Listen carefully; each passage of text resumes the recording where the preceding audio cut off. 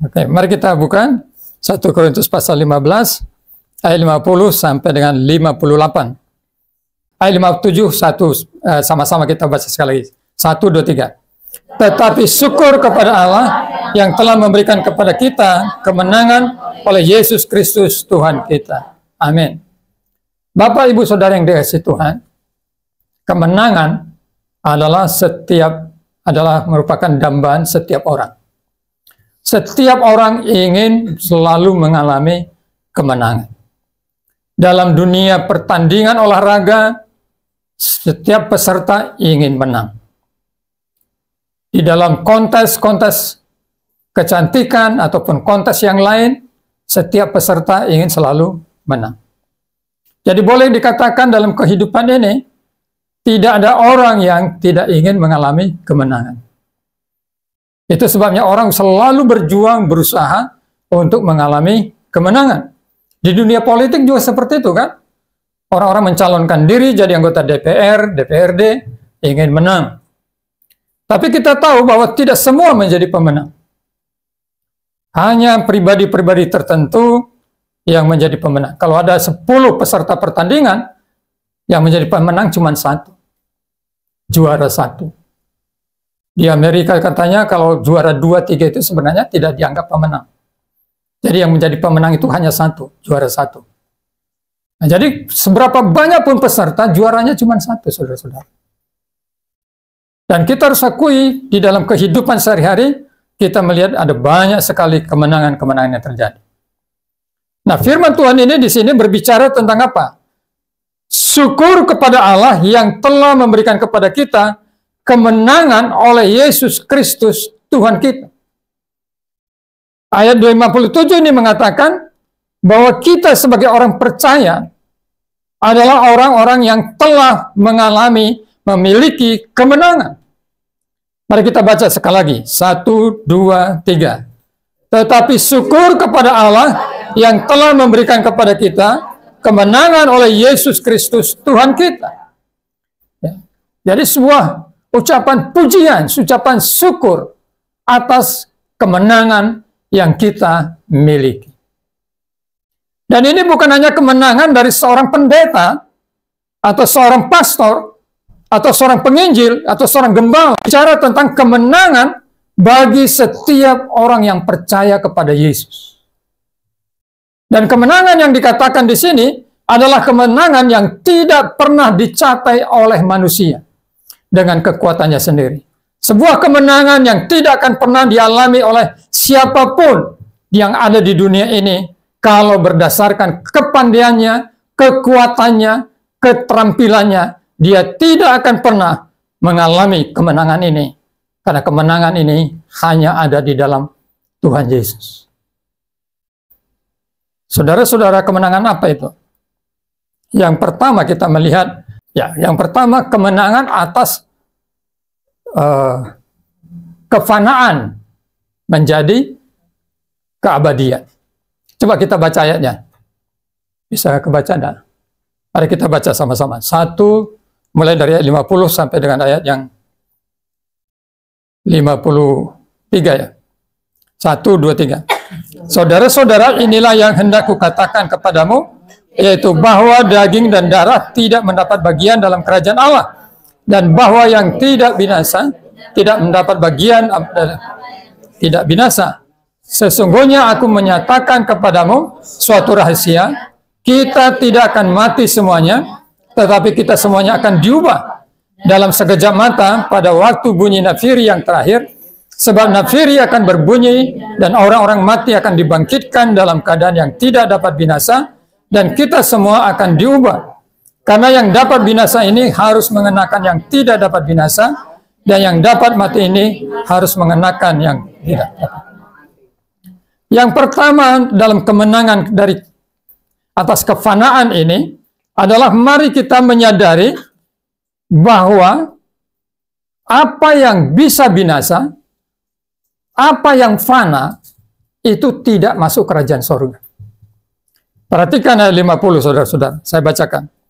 Saudara-saudara, inilah yang hendak kukatakan kepadamu, yaitu bahwa daging dan darah tidak mendapat bagian dalam kerajaan Allah, dan bahwa yang binasa tidak mendapat bagian dalam apa yang tidak binasa. Daging kita ini hanya berguna di dunia ini, saudara-saudara. Tubuh kita ini hanya berguna di dunia ini. Tubuh kita ini tidak berguna ketika kita masuk di dalam kerajaan rohani, kerajaan sorga, kerajaan Allah itu sendiri.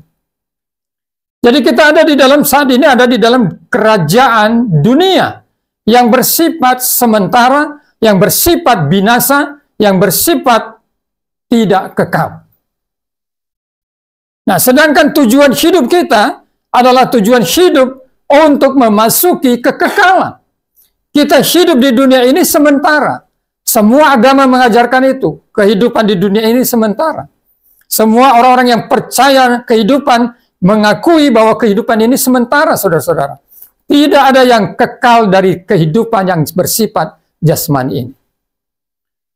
Saudara-saudara, saya dengar seorang pendeta bercerita bahwa kalau mau menjadi seorang yang seperti yang Anda inginkan tentang fisik saudara, saudara harus pergi ke Korea. Kalau mau hidungnya lebih seperti yang Anda inginkan, operasi plastik itu di sana. Yaitu Korea itu paling jago katanya sekarang ini di dunia. Secara khusus, salah satunya mereka jago dalam operasi plastik. Jadi merasa kurang cantik, pergi Korea, pulang sudah sangat cantik. Merasa kurang putih, pulang dari sana, sudah mengkilat. Lalu pendeta ini cerita, suatu kali seorang pemuda ganteng ketemu dengan perempuan cantik, lalu saling jatuh cinta. Nah, mereka saling jatuh cinta, akhirnya menikah. Sesudah 1 tahun menikah, mereka dikaruniai anak. Si laki-laki itu sangat bersyukur karena Tuhan beri anak. Tapi waktu anak itu dia lihat wajahnya, dia kecewa sekali. Karena anak itu tidak secantik ibunya. Bahkan sangat buruk rupanya. Karena itu si laki-laki ini yang ganteng ini juga jadi berpikir negatif. Kok bisa anak saya seperti ini? Padahal saya ganteng, istri saya cantik, tapi anak saya kok seperti ini? Mulai dia berpikir, jangan-jangan istri saya selingkuh dengan laki-laki lain. Dia interogasi istrinya. Istrinya bilang, enggak, saya tidak selingkuh, saya setia kepadamu, saya betul-betul setia, saya tidak melakukan perzinahan. Itu betul-betul anakmu. Akhirnya si laki-laki ini tidak bisa paksa istrinya mengakui apa yang dia pikirkan. Dia mulai berpikir, kalau gitu kamu punya foto lama nggak? Istrinya bilang, udah nggak ada foto saya. Saya kan dari desa, jadi nggak banyak foto. Jadi saya nggak punya foto lagi kan. Dimintain foto, tidak ada. Lalu si laki-laki ini pergi ke desa asal daripada si istrinya, ketemu ibu mertuanya, dia tanya ibu mertuanya, "Mah, saya mau lihat foto istri saya, mah. Ada foto yang waktu kecil nggak?" Mamanya bilang, "Tuh apa foto-foto lagi? Kan istrimu." Tapi karena dipaksa akhirnya ibunya tunjukkan fotonya. Dan waktu dia lihat foto istrinya waktu masih kecil, dia langsung lemas. Karena persis seperti wajah bayi anaknya.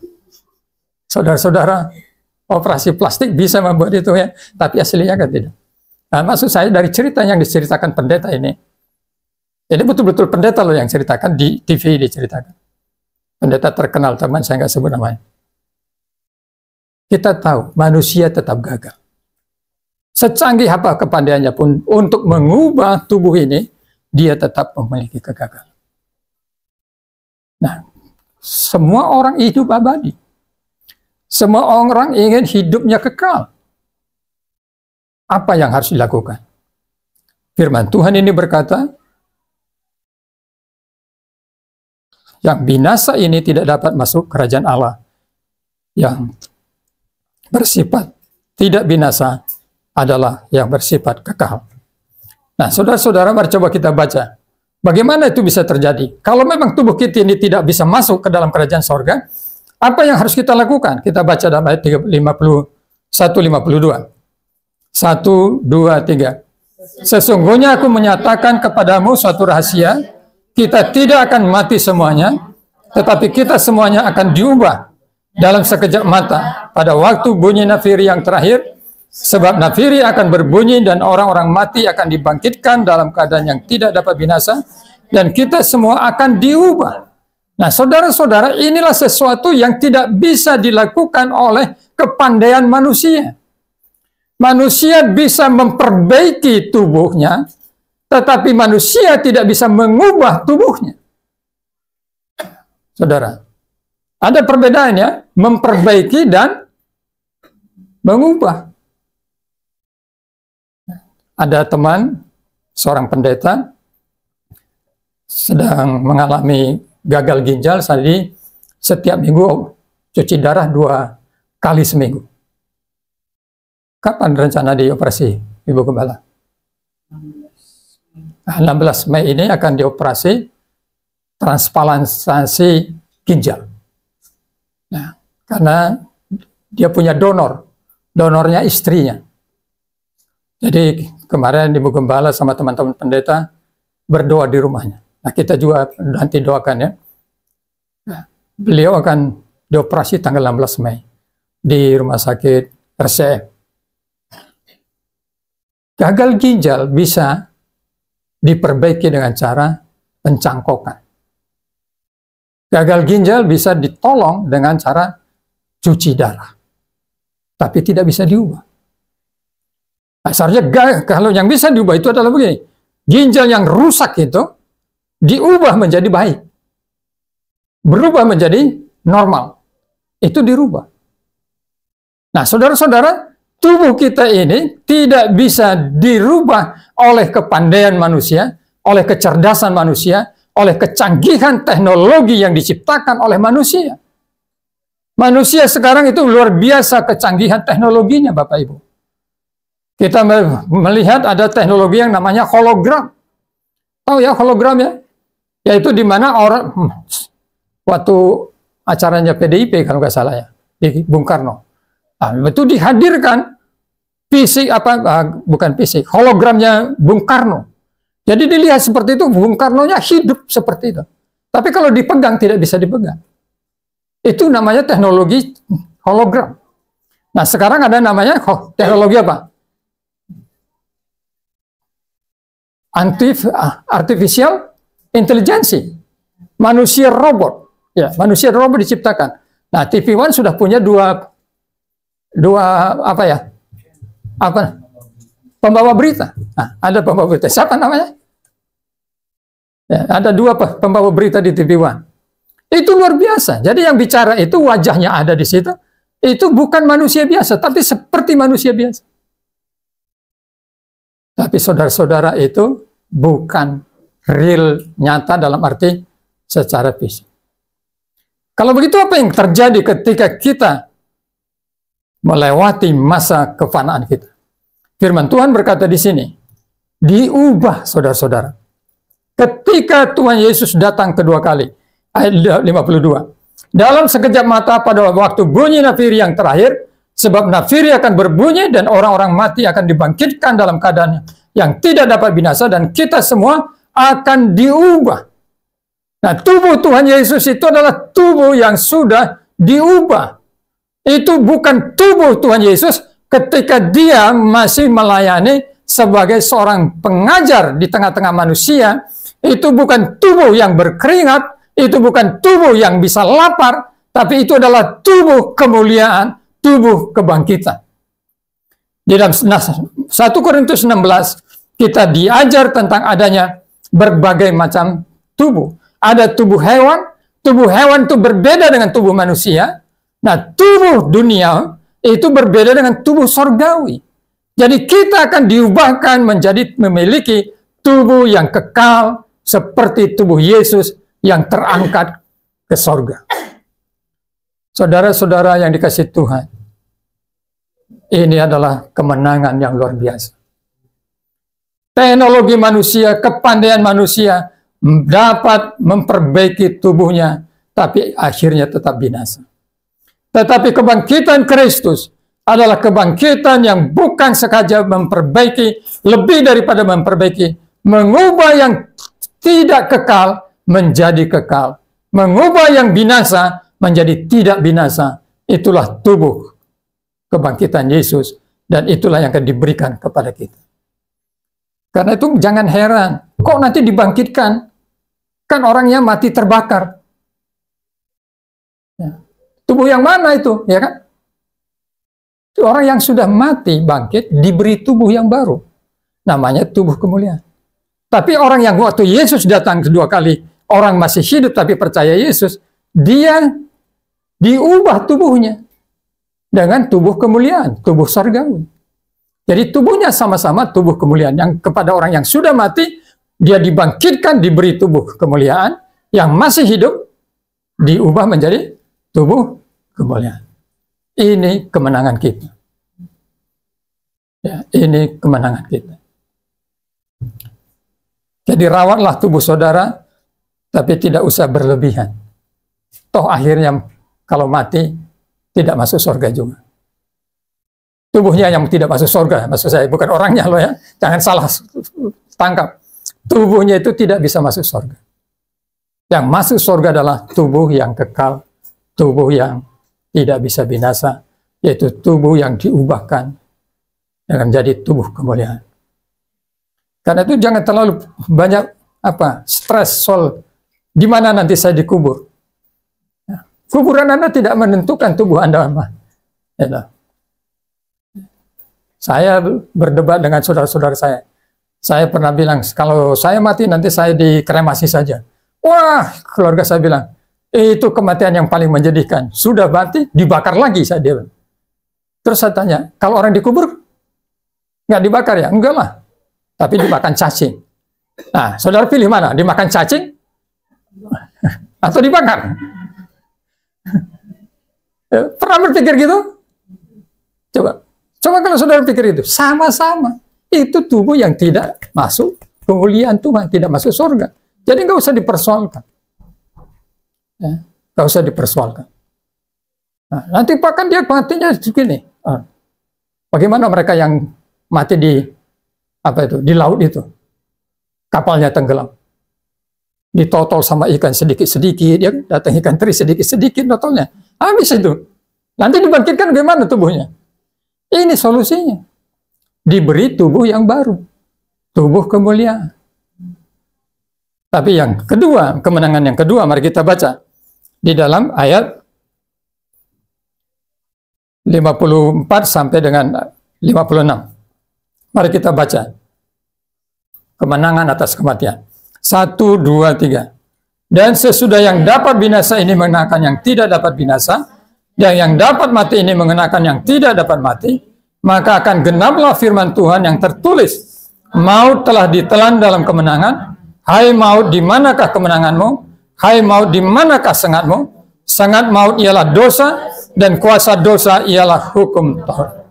Bapak Ibu, yang kedua adalah kemenangan atas kematian.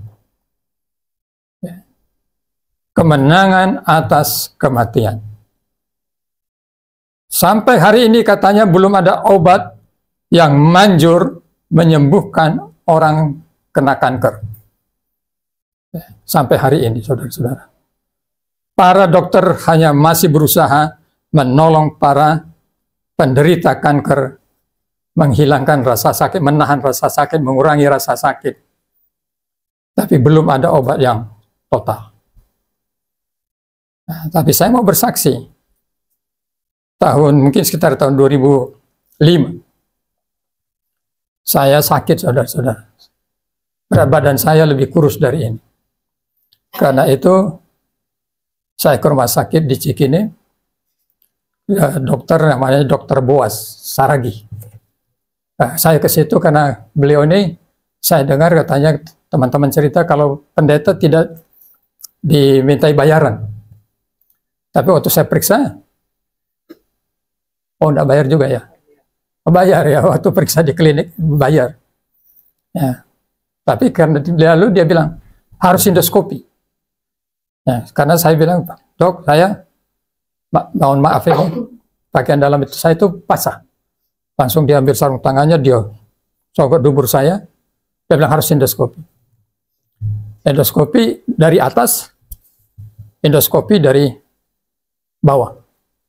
Kalau yang dari bawah itu istilahnya apa gitu, pokoknya atas bawah. Sakit saudara, karena ada kawat dimasukin gitu, seperti itu, senter-senter sambil lihat monitor. Nah hasilnya, saya bawa ke dokter, seorang profesor di rumah sakit Harapan Kita. Waktu dia baca, dia bilang, waduh, ini dokter yang tanda tangan ini saya percaya betul ini, kata profesor ini. Saya kenal baik orangnya pintar. Dan menurut saya ini sudah penuh. Saya bingung kan, penuh. Maksudnya apa dok? Penuh. Kanker dok? Penuh di lambung. Iya, penuh di lambung. Saudara-saudara lemes. Ya, kita pulang itu karena ditemani seorang pendeta. Di mobil itu tidak ada yang ngobrol. Cuman satu ibu pendeta itu nyanyi. Semua baik, semua baik. Nah, itu nyanyiannya. Kita diam, ibu gembala juga diam, saya diam, pak pendetanya diam. Sampai saya diantar. Tapi dokternya bilang, nanti 2 minggu lagi coba periksa kepada dokter teman saya. Periksa lagi. Lalu periksa lagi, bukan di endoskopi, tapi di scan. Apa namanya scan ya? Ya pokoknya dilihat lah. Nah, dokternya bilang begini, dokternya udah tua, majelis gereja. Ini bukan kanker, cuman sariawan akut. Wah, saya hidup. Tapi waktu saya tanya teman yang lain, itu sama saja Pak. Artinya lambung itu kalau udah sariawan akut, sudah berdarah-darah, itu dalam istilah yang berbeda, itu kanker. Nah, jadi dokter itu bisa bahasa yang berbeda kan. Kalau kanker orang langsung stres. Tapi di dokter karena majelis mungkin dia bilang, ini sariawan akut. Saudara-saudara, berobat nggak tambah sembuh.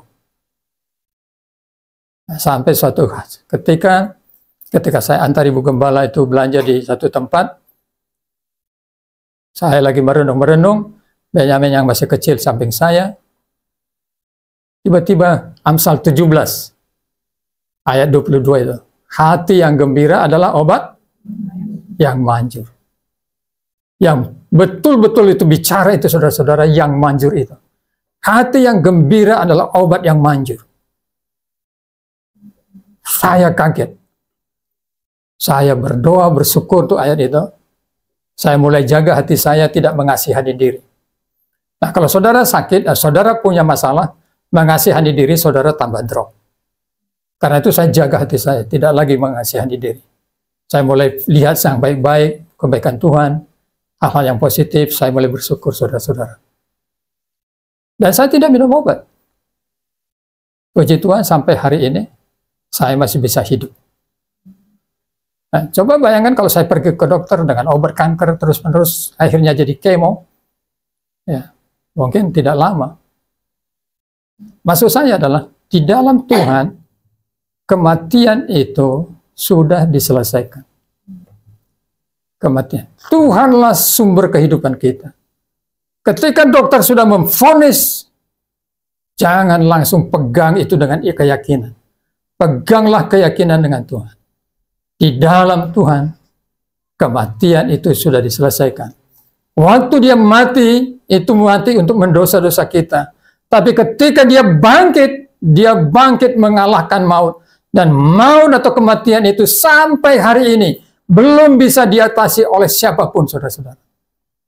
Suatu ketika Tuhan Yesus sedang mengajar, ada seorang bapak datang dan berkata, tolonglah, anakku sedang sakit keras.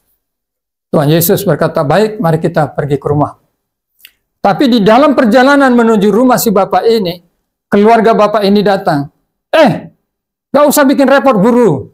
Guru gak usah lagi kau repotin bawa ke rumah. Anakmu sudah mati. Saudara-saudara, bapak ini pasti sedih. Dia berharap anaknya akan sembuh karena sudah ketemu Yesus, Yesus akan sembuhkan. Tapi datang berita dari rumah di tengah jalan, anakmu sudah mati, jangan bikin repot Tuhan. Saudara dengar apa yang Tuhan Yesus katakan? Jangan takut. Anakmu belum mati, percaya saja. Jangan takut, percaya saja.